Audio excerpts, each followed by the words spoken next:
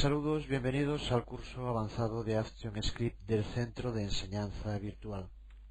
Vamos a dedicar este video tutorial a seguir profundizando en las funciones, deteniéndonos en las funciones literales y el alcance de las funciones. ActionScript nos permite crear funciones literales que son convenientes cuando necesitamos una función solo temporalmente o cuando queremos usar una función donde ActionScript espera una expresión. Ya hemos visto en algún video tutorial su uso, sobre todo por ejemplo cuando queremos llamar una acción de un botón desde la línea de tiempo principal. Se utiliza este tipo de funciones literales. Veremos también en posteriores videotutoriales cómo las funciones literales en muchos casos se usan para asignar métodos a clases u objetos.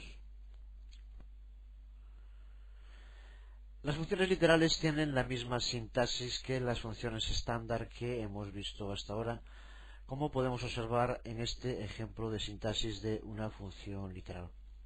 Sin embargo, presentan también dos diferencias importantes. La primera es que las funciones literales no tienen nombre. Y la segunda es que terminan en un punto y coma después de las llaves que cierran las distintas declaraciones de la función. Como vemos por su estructura, suele ser para asignárselo a un objeto o a una clase, y posteriormente la función por lo tanto no llevará un nombre, sino que se ejecutará en ese objeto o clase. Si no se vuelve a utilizar, la función al no tener nombre y no ser almacenada será perdida. Para que esto no ocurra, tendríamos que almacenar la función en una variable, cosa que se podría hacer poniendo la variable como identificador. Vamos a verlo en una práctica de este tipo de uso de las funciones literales.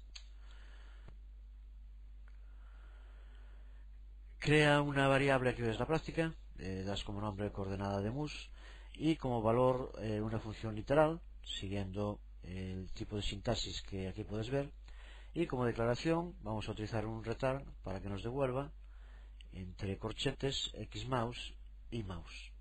Posteriormente podemos llamar a la variable coreMouse, por ejemplo con un trace, para ver el resultado. Lo hacemos entonces, F9 para abrir el panel de acciones, y decíamos entonces que vamos a crear primero una variable, a la que llamamos por ejemplo coreMouse, y ahora es a la que vamos a asignar la función literal. Entonces ponemos igual a function. Si sigues los adiestradores verías que este tipo de función la usamos en otras ocasiones. Ahora es cuando la definimos como una función literal. Abrimos llaves e indicamos cuáles son las declaraciones, que es lo que se va a desencadenar en el cuerpo de la función. En este caso decimos que son return, y entre llaves los valores de xmouse, el lugar donde se encuentra el ratón horizontalmente, e ymouse, el lugar donde se encuentra verticalmente. Cerramos los corchetes, punto y coma, y ahora cerramos las llaves, y punto y coma. Recuerda que las declaraciones literales acaban con punto y coma. Tenemos de este modo creado la función literal que le asignamos a la variable coreMouse. Por lo tanto, ahora cuando llamemos por ejemplo con un trace a esa variable,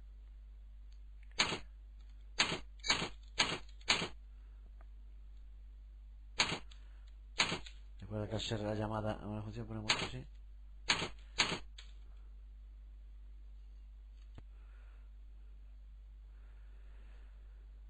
vamos a poner un segundo fotograma para que se esté moviendo la cabeza lectora y veamos cómo al mover el ratón va indicándonos la distinta localización en la ventana de salida. Pulsamos F5, como esto ya lo tenemos, y ahora control por la película, y vemos cómo la ventana de salida va modificándose según la posición que tenemos el mouse. Ahí lo vemos, su constante modificación.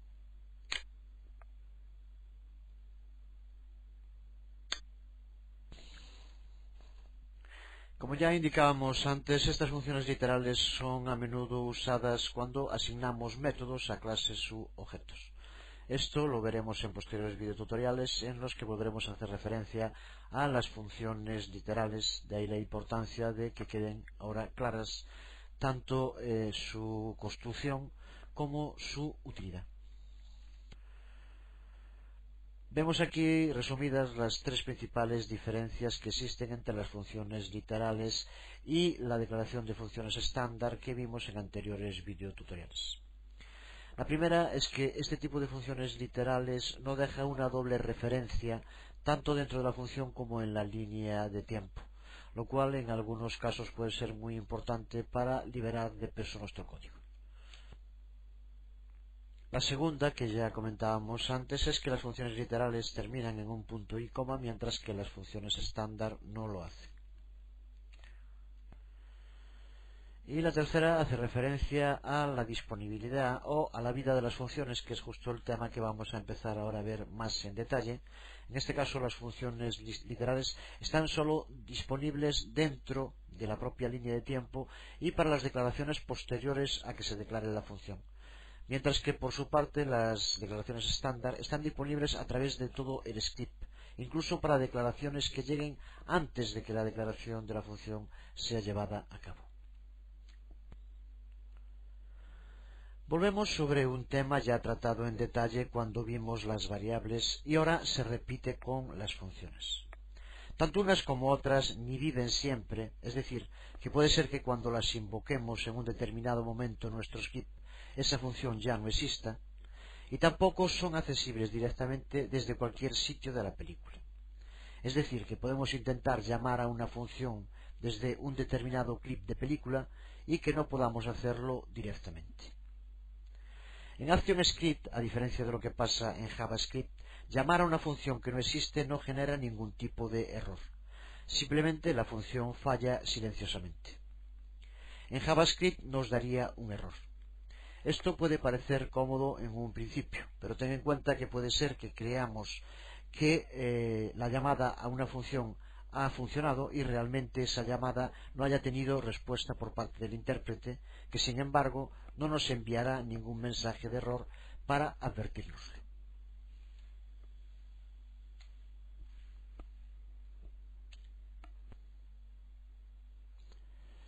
Las funciones pueden ser invocadas directamente solo desde la línea de tiempo o el clip de película que las contiene. Por funciones directamente accesibles hacemos referencia a aquellas funciones que pueden ser llamadas simplemente por el nombre, sin hacer referencia al clip de película u objeto.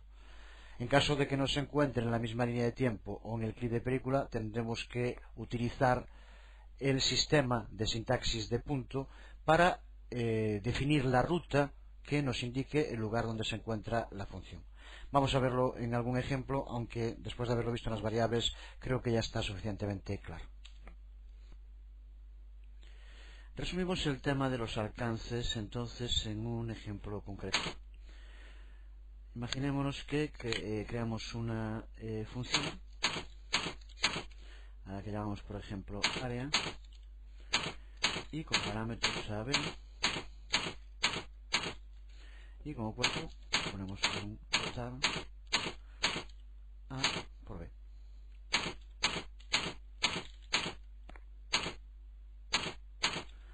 Esta función, como vemos, la tenemos definida en la línea de tiempo principal.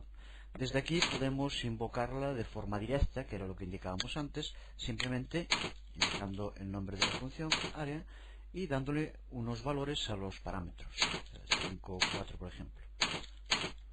Para poder ver el resultado, vamos a poner un trace.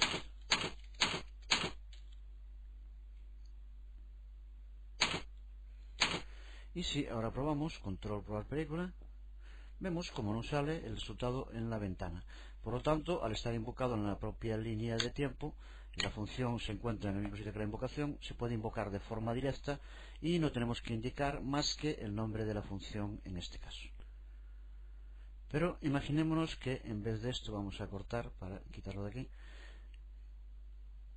que en vez de esto tuviéramos un clip de película dentro de la línea de tiempo principal. Vamos a crearlo, por lo tanto, insertar nuevo símbolo, y vamos a dejar símbolo 1, y aquí lo tenemos. Y ahora aquí es donde vamos a escribir la función, solo la función, no la llamada. Cortamos por lo tanto este trozo y como nos queda dentro del clip de película. Ahora aquí podríamos dibujar algo simplemente para poner una instancia del clip de película en el escenario. Aquí, como vemos, ahora no aparece nada. Aquí tenemos el símbolo, y situamos el símbolo en el escenario. Le tenemos que dar un nombre de instancia. Recuerda que siempre es como lo vamos a referir. Vamos a llamarlo, por ejemplo, pues rectángulo. Ahí lo tenemos. Por lo tanto, ahora tenemos una función definida dentro de un clip de película que se encuentra en la línea de tiempo principal. Si ahora en la línea de tiempo principal invocamos esa función como hacíamos antes, traceArea54, y lo tenemos, bueno, control probar película, como vemos nos sale undefined, ya que no encuentra la función. ¿Qué tenemos que hacer entonces para que funcione? Pues trazar de forma clara la ruta para indicarle al intérprete dónde tiene que encontrar la función. En este caso lo que hace es buscarla en la línea de tiempo principal donde no se encuentra, y por lo tanto nos devuelve undefined. Aunque para la lengua sea terrible, es mucho más práctico no usar acentos, porque muchas veces siguen dando problemas. Observa que el nombre de la instancia sea rectángulo sin acento, y ahora cuando escribamos, en este caso vamos a verlo primero, que lo tengamos aquí ya también, vamos a llamarlo la función área, y ahora así ya, desde la escena, en el fotograma 2, vamos a escribir por lo tanto un trace, y ahora podemos indicar la ruta de destino. Queremos que vaya rectángulo, ahora escrito sin acento, absoluto, aceptar, y ahora ya escrita por lo tanto la ruta, root rectángulo, y ahora la función, recuerda que pusimos área, y los valores vamos a poner cualquiera, por ejemplo 6, 7. Cerramos el trace, punto y coma, y ahora sí le tenemos indicada la ruta para que el intérprete sepa dónde tiene que buscar la función área. Está bien localizada. Control probar película, y vemos como nos devuelve 42 cada vez que va. Podríamos poner un stop para que esto no pase, pero observamos como en este caso sí ha funcionado. El intérprete ha sabido localizar el sitio donde se encuentra la función.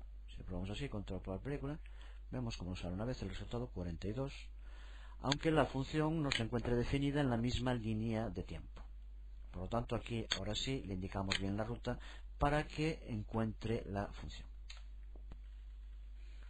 Por lo tanto, como resumen para esto, para referirnos a una función desde cualquier línea remota de tiempo, desde un clip de película, etcétera, tenemos que seguir siempre la misma regla que usamos cuando nos referimos a las variables remotas.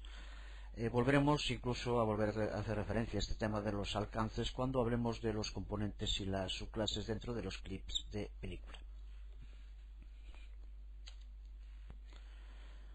Porque no todas las funciones, aunque así lo hemos visto hasta ahora, no todas las funciones tienen por qué estar vinculadas a líneas de tiempo de un clip de película. Algunas funciones de programas pueden estar vinculadas a objetos definidos por nosotros mismos o objetos internos de Flash. Cuando estén vinculadas las funciones a un objeto, esa función solo será accesible a través del objeto anfitrión que lo contiene. Discutiremos sobre la disponibilidad y la duración, la vida de este tipo de funciones cuando veamos los objetos en posteriores temas.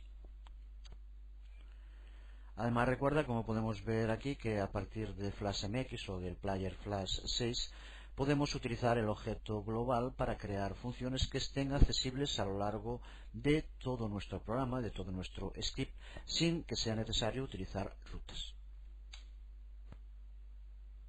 Vamos entonces a ver en algún ejemplo el trabajo con el objeto global y con funciones dentro de objetos globales. Creamos entonces el objeto global y creamos la función área igual a function, y le vamos a dar dos parámetros, a y b, y como cuerpo de la función vamos a poner un return a por b. Punto y coma llaves, damos al formateo automático, nos pone el punto y coma como vemos, y ahora aquí tenemos creado un objeto global que por lo tanto tiene que estar accesible la función que incluye el objeto a lo largo de todo nuestro clip de película. Si probamos poniendo justo aquí ahora un trace, área y le damos unos valores a 4, por ejemplo.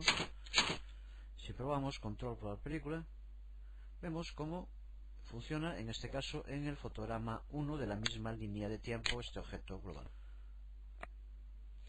Dejamos el objeto global aquí, cortar, en el fotograma 1, al estar accesible es el lugar donde mejor puede estar. Y si ahora, en la misma línea de tiempo, por ejemplo, en el fotograma 15, ponemos el fotograma clave y incluimos en la línea de tiempo en el fotograma 15, ahí lo tenemos, la llamada al trace. Si ahora probamos control por película, veremos como cada vez que pase por el fotograma 15 nos dará el área, por lo tanto sigue accesible como vemos.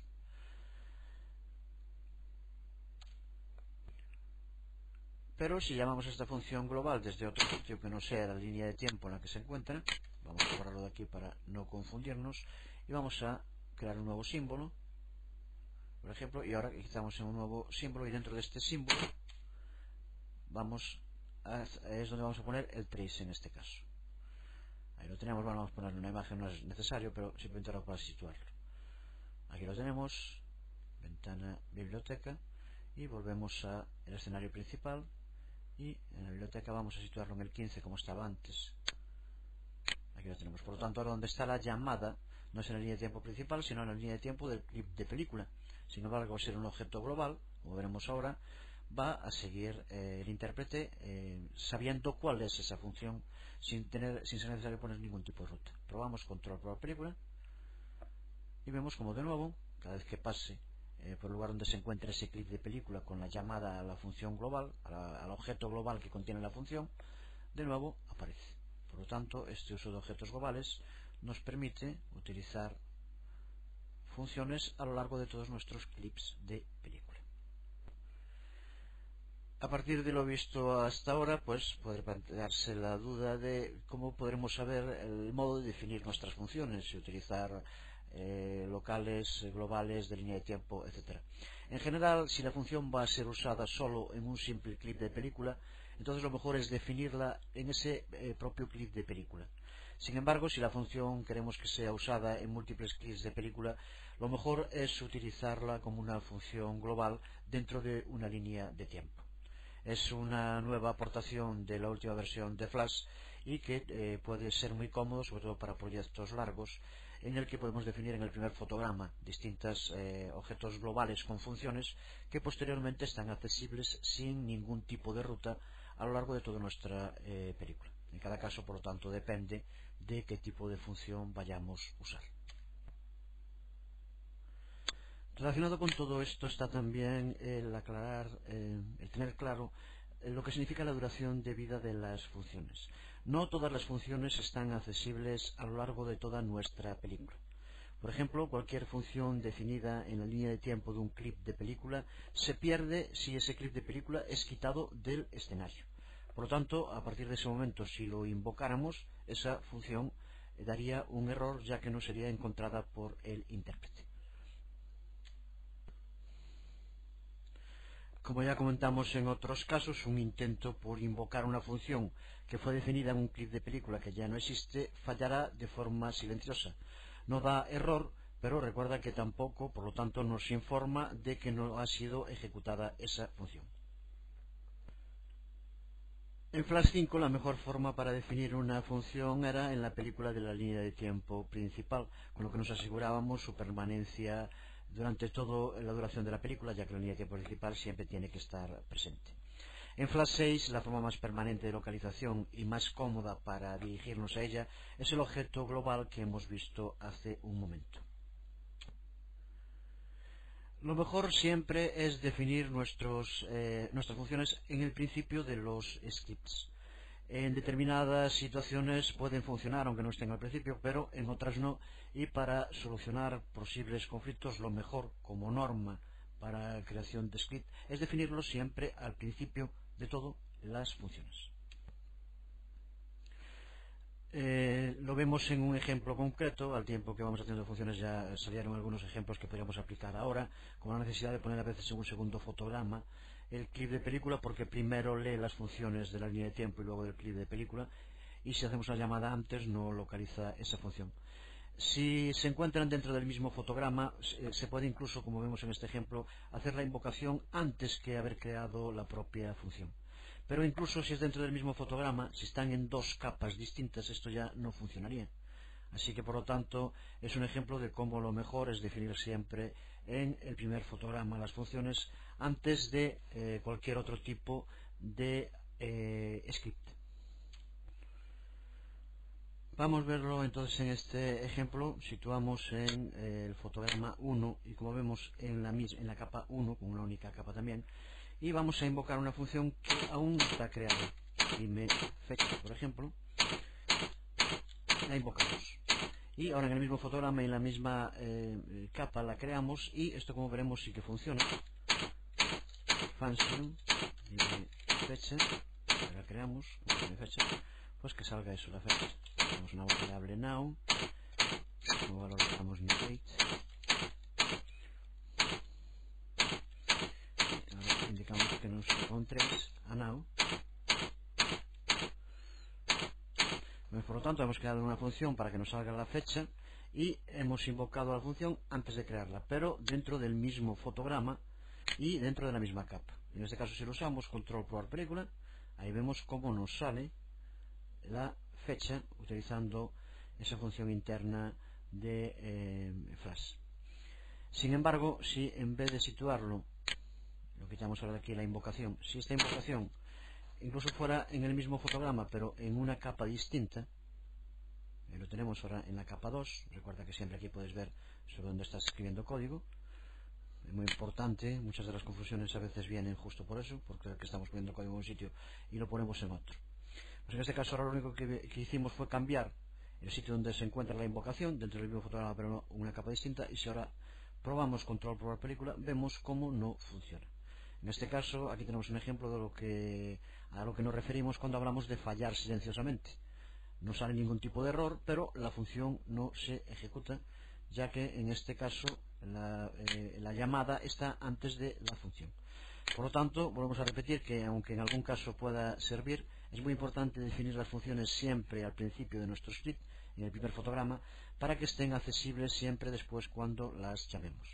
Recuerda que si en vez de ser en línea de tiempo principal es en un clip de película, para que esa función pueda ser invocada, aparte de tener que haber sido definida la función antes de que sea invocada, también tiene que seguir estando el clip de película en el escenario. De lo contrario, la función, si quitamos el clip de película, también quitamos la función o las funciones que incorpore. Por tanto, los temas de alcance, recuerda de nuevo que son clave para entender el funcionamiento de ActionScript dentro de Flash. Como vimos en los videotutoriales dedicados a las variables, todas las variables en ActionScript tienen un cierto alcance que podemos definir como la región del programa dentro de la cual son válidas. Eso determina dónde el intérprete puede usar o no usar determinadas variables. Ahora, dentro de las funciones, cuando definimos y utilizamos variables dentro de una función, se dice que esas variables tienen un alcance local, es decir, un alcance limitado a la propia función. Por tanto, distinto de un alcance de clip de película, de línea de tiempo o de objeto. Por tanto, una variable definida dentro de una función limita su alcance a esa función y nace y muere, por decirlo de forma poética, con la misma función. Aunque, como veremos en un momento, podemos usar dentro de una función variables no definidas en la propia función y para las cuales, por tanto, su alcance no se limitará al de esa función. Esto es importante sobre todo porque al usar el alcance de una función local nos provee un método, un lugar para variables locales temporales que van a ser usadas solo dentro de una función, lo que por un lado elimina conflictos potenciales de nombre que podría haber entre variables en programas o en scripts largos, en la que podríamos utilizar varias variables con el mismo nombre, lo que podría provocar conflictos. Al ser variables locales, su actividad, su alcance se reduce a la función y por lo tanto no hay esos conflictos potenciales con otros nombres de variables. Además, reduce el conjunto de la memoria usada, lo que también facilita el trabajo de nuestros scripts. Pero esto nos lleva a plantearnos otro tema, que es el de la jerarquía de las variables, podríamos llamarle así. Acabamos de decir que puede ser que en un mismo script existan varias variables con el mismo nombre y que esto no entre en contradicción al tener alcances diferentes. Pero entonces esto plantea el primer tema. ¿Cómo decide el intérprete cuál de ellas debe usar cuando se invoca una variable dentro de una función? En este caso, el alcance local de una función es el primer lugar donde el intérprete busca para resolver referencias de variables. Por lo tanto, en primer lugar, buscará dentro de la función si está definida una variable con ese nombre.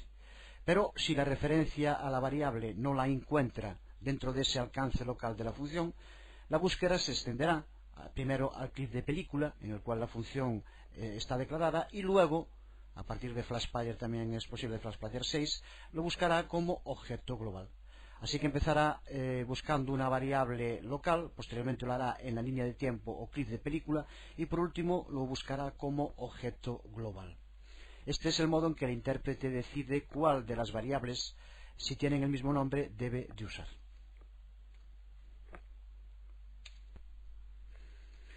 Esto que acabamos de explicar no es demasiado complicado. Para alguien que no haya seguido el curso hasta aquí, pues puede que le suene a chino, pero si has ido siguiendo todos los videotutoriales, es algo que creo que ya tiene que entenderse perfectamente. Y para terminar de aclararlo, vamos a hacer de nuevo una práctica en la que veremos en un caso real cómo el intérprete busca distintas variables siempre según un orden predeterminado. Vamos a verlo entonces con un ejemplo muy sencillo, pero que explica claramente a lo que nos referimos. Vamos a crear en este momento, recuerda que siempre aquí podemos ver dónde estamos escribiendo código. En este caso es en la línea de tiempo principal, en la capa 1, fotograma 1. Por lo tanto, sobre la línea de tiempo. Decíamos que íbamos a crear una variable a la que llamamos nombre y le damos como valor pues, cualquier nombre que queramos que aparezca. Vamos a poner Inma en este caso. Y ahora creamos una función function y decimos obtener nombre, di nombre, cualquier manera que queramos poner, y ponemos como cuerpo de la función que nos devuelva el valor del nombre. Por lo tanto, hacemos un trace a la variable nombre. Cerramos la función y ahora aquí si llamamos a la función di nombre. Ahora probamos control por la película y vemos cómo aparece el nombre Inma que definimos para esa variable. Por lo tanto, vemos como una variable definida en la línea de tiempo dentro de la cual está la función y no dentro de la función, el intérprete puede buscarla perfectamente y utilizarla. Sin embargo, vamos a ver ahora lo que ocurre si incluimos dentro de la función otra variable que se llame también nombre. Lo hacemos ahora para que no haga referencia a la otra variable que existe. Tenemos que utilizar siempre la palabra clave. En este caso es imprescindible utilizar var. Si no, por lo contrario, en vez de definir una variable de función local, nos definiría una variable de línea de tiempo. Así que utilizamos la palabra clave var, con lo cual definimos una variable exclusivamente para dentro de la función. Lo que llamamos antes variables de alcance local. Y le llamamos nombre. Y le damos el valor que queramos. En este caso podemos poner Inmaculada. Ahí está, ponemos punto y coma. Y por lo tanto vemos ahora como dentro de un mismo script tenemos dos veces una variable con el mismo nombre. En este caso que se llama nombre en los dos casos. Una variable de línea de tiempo y una variable local. Recuerda que incluso podría haber otra variable global. Entonces lo que preguntábamos era cómo hacer intérprete para decidir cuál usar. Entonces en este caso lo que va a hacer el intérprete es buscar primero dentro de la función. Al encontrar aquí, la que va a utilizar en este caso es Inmaculada y no Inma. Si esta no existiera, buscaría en la línea de tiempo. Y si no hubiera tampoco en la línea de tiempo, buscaría en el objeto global. Si no hubiera ninguna de las tres, simplemente fallaría en silencio como ya indicamos. Lo probamos, control, probar película, y vemos como ahora sale Inmaculada en vez de Inma, ya que donde busca es en el alcance local para empezar. Al encontrar aquí una variable que responde a lo que se pide en la función, ya la utiliza y por lo tanto no hay incompatibilidad y el intérprete determina el modo de usarlo, y en este caso la que tiene preferencia es la variable local. Es lo que se dice en términos técnicos que la variable local tiene preferencia o que domina y bloquea sobre la variable de línea de tiempo. Por lo tanto, nuestro ejemplo lo que hace es una demostración plástica de cómo funciona la cadena de alcances dentro de ActionScript, o la jerarquía de objetos usados por el intérprete para resolver referencias a variables según las funciones vinculadas a la línea de tiempo. Y podemos decir que la cadena de alcance tiene solo tres niveles: el alcance de función local, el alcance de un clip de película que contiene la declaración de la función, y el alcance global.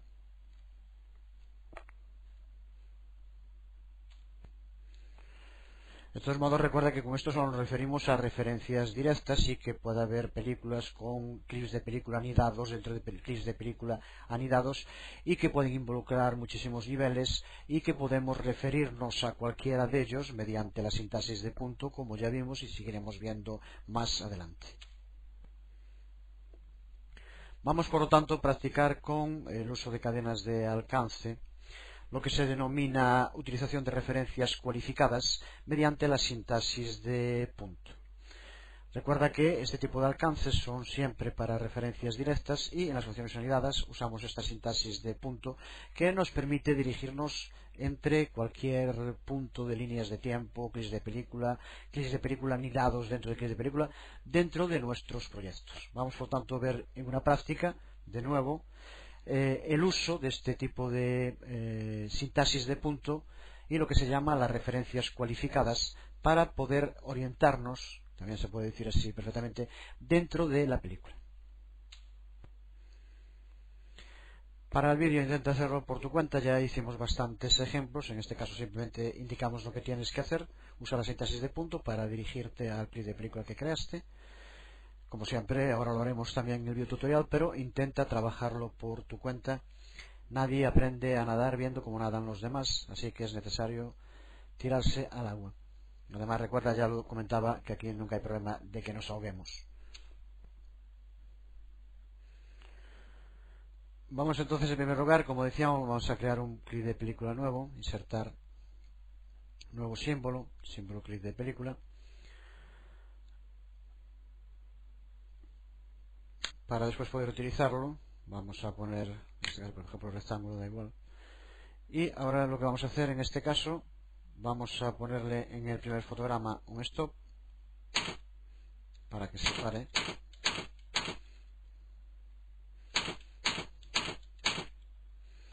Y ahora más adelante, por ejemplo, el fotograma 15, F6, y vamos a escribir algo para diferenciarlo. Vamos a poner, por ejemplo, un texto.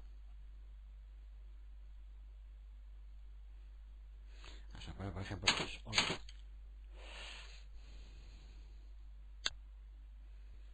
Ahí lo tenemos. Bueno, a lo mejor modificar este, si no nos cambiaría. Vamos a ponerlo así. Simplemente para que veamos que va a este fotograma. Aquí, cuando entregamos el primero, no pone nada. En el 15 es donde aparece el mensaje.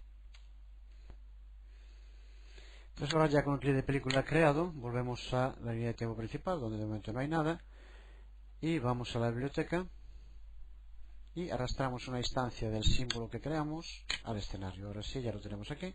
Y recuerda, lo primero siempre para poder hacer referencias a ese símbolo es darle un nombre de instancia. Vamos a llamarle, por ejemplo, caja. Con lo cual ahora ya tenemos una forma de referirnos a él. Por lo tanto, lo que queremos ahora es, desde la línea de tiempo, crear una función, pero que sea después, tenga como resultado una acción que se desencadena dentro de este clip de película, por ejemplo. Simplemente podríamos hacerlo al contrario, pero es una manera de ver cómo podemos hacer referencias cualificadas y dirigirnos a lugares distintos, anidados, podría ser otro clip de película dentro de este, etcétera, simplemente siguiendo la sintaxis de punto. Entonces, lo que hacemos, vamos a abrir con F9. Como siempre, recuerda que aquí nos indica dónde estamos escribiendo código. Y empezamos por poner un stop para que se detenga aquí cuando llegue. Y ahora creamos la función, como indicamos, function, y podemos llamarle, por ejemplo, mira dinámico, y ahora ponemos como cuerpo de la función lo que indicábamos antes. Queríamos que vaya a un fotograma determinado dentro del clip de película caja. Recuerda que podíamos hacerlo a mano, también lo podemos hacer desde aquí. Vamos a usar absoluto y en este caso queremos que vaya a caja. En este caso le pusimos relativo, perdón, o sea, daría lo mismo, pero bueno, siempre yo creo que es, a no ser que sean vamos a ver caja, absoluto, y vemos cómo la pone root caja. Siempre que no sea para cosas muy concretas, en las que podemos utilizar paring, etcétera, el absoluto, o a no ser que fuera también muy largo, es bastante más práctico y seguro.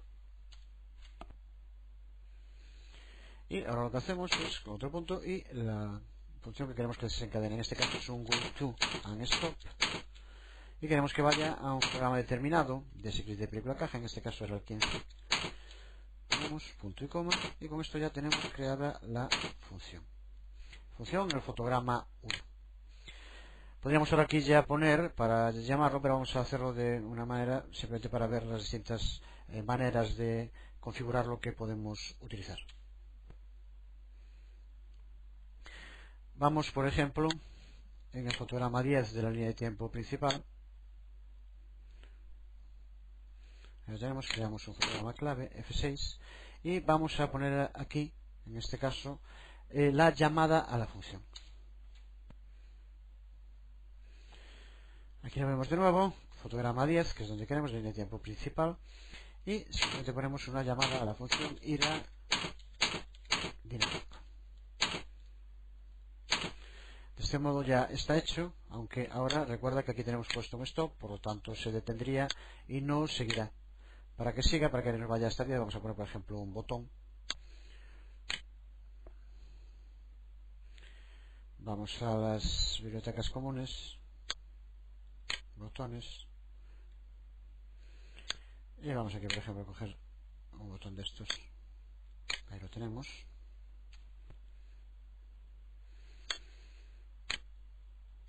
Y ahora aquí simplemente ponemos un release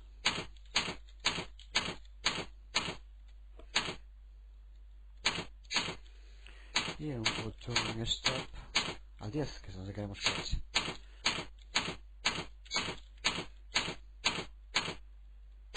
Esto, por lo tanto, al pulsar el botón va al 10. En el 1 está definida la función, en el 10 está definida la llamada, por lo tanto en principio se parará en el 1, la función se crea pero no se ejecuta y veremos el clip de película, ese que llamamos caja, simplemente como una caja azul. Justamente cuando pulsemos en el botón irá al 10, pero en el 10 no pasaría nada aquí en el escenario principal, pero sí al estar la llamada a ir dinámico se desplazará el clip de película caja del fotograma 1 al 15 donde está el mensaje hola. Lo probamos entonces, control, probar película, aquí vemos el fotograma 1 y ahora cuando pulsemos, recuerda, vamos al fotograma 10 de la línea de tiempo principal, pero allí tenemos una llamada y vemos cómo aparece también en este clip de película que está incluido cómo se desplaza al fotograma 15 donde aparece el mensaje hola. Por lo tanto, tener claro las referencias cualificadas y el modo en el que tenemos que referirnos dentro de una película a los distintos clips de película, etcétera, mediante la sintaxis de punto, es imprescindible para poder crear clips de película operativos. Es muy importante también tener en cuenta que el alcance de la función siempre hace referencia al clip de película que contiene la declaración de la función, no a donde hagamos la llamada a la función. Esto puede dar lugar muchas veces a errores, vamos a verlo en una práctica, lo que nos permitirá profundizar en el tema de los alcances. Para el clip de película, intenta hacerlo. Aquí tenemos para hacer dos prácticas. La primera en la que vemos cómo utilizando mal el alcance, no entendiendo bien el alcance, puede dar lugar a resultados distintos de los esperados, y aquí cómo podemos utilizar parámetros y valores para referenciar determinados clips de película dentro de la línea de tiempo. Entonces empezamos por crear un triángulo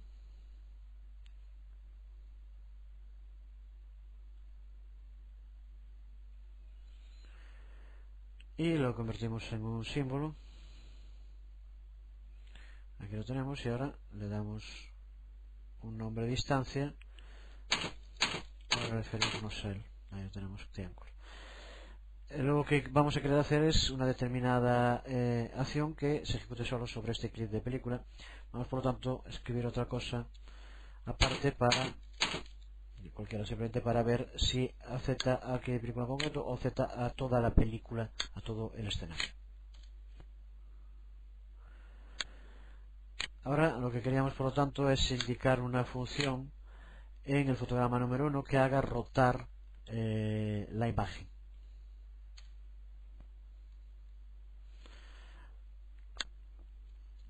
Entonces en la capa 1 del fotograma 1 de la línea de tiempo principal escribimos la función podemos rotar y con un parámetro al que llamamos grados. Como cuerpo de la función ponemos rotation y que sea más igual, recuerda el valor que tenga y después el valor que le damos en grados. Esa es la función ya creada. Sin embargo, si ahora llamamos a la función, tanto desde aquí como desde cualquier otro sitio, rotar, le damos el valor para el parámetro, 30 por ejemplo. Si lo probamos, control por la película, vemos como sí que rota, pero rota el escenario, no solo la imagen. Como vemos, se rota tanto el triángulo como nombre, porque lo que rota es todo el escenario en su conjunto. En esta situación, el modo mejor para solucionarlo es pasando el clip de película que va a ser rotado, que queremos que sea rotado, como un argumento más de la función. Aparte de los grados, tendríamos que incluir también aquí el nombre del clip de película que queremos que rote. Por lo tanto, vamos a reciclar la función, cosa que muchas veces es muy práctica. Entonces sigue siendo la función rotar y ahora como parámetros le incluimos otro al que llamamos el clip y grados. Y ahora en este caso lo que queremos también es que lo que haga, en vez de rotación, simplemente lo que queremos que rote es el clip, punto, y ahora sí, rotación en los lados que tenga, más lo que le indiquemos en grados. Por lo tanto, en este caso, hemos cambiado ya la función y ahora lo que le indicamos es que esta función rotar lo que va a hacer es rotar el clip de película en concreto. Por lo tanto, ahora, cuando invoquemos a la función, el nombre sigue siendo el mismo, rotar, pero tenemos que darle dos parámetros. El primero, el clip de película que queremos que acepte la función, que es triángulo. Y en segundo lugar, el número de grados que queremos que rote, dejamos 30 como estaba antes. Por lo tanto, ahora, como vemos, ya le indicamos que esta función tiene que aplicarse al clip en concreto. Probamos control por la película y vemos como ahora el nombre se mantiene porque el escenario no rota y rota exclusivamente el clip de película al que hacemos referencia, que es en este caso triángulo. Vemos por lo tanto de qué modo, mediante el uso de valores distintos, de parámetros distintos para la función, podemos referenciar en este caso un clip de película en concreto. Como veremos en posteriores videotutoriales, habría otro sistema que sería definir la función rotar como un método de la clase del clip de película al que va a tener acceso mediante el uso de la palabra clave this, pero creo que en este caso es mejor dejarlo y lo veremos cuando hablemos de los métodos de clase de los clips de película en posteriores videotutoriales.